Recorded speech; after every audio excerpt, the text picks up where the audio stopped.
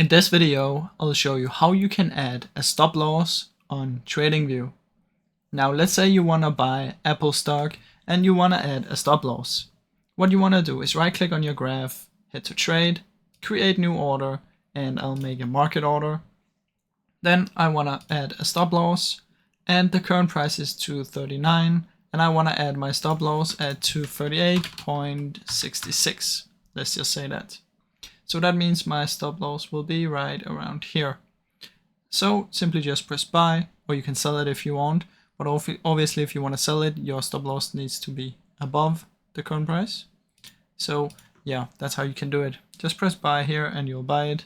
Now obviously market is closed right now, so I cannot do it, but that is how it works. Now you can also make a take profit right here by doing the exact same. I really hope you enjoyed this video. If you did, please leave a like and subscribe, as it helps me out a ton. Thank you so much for watching.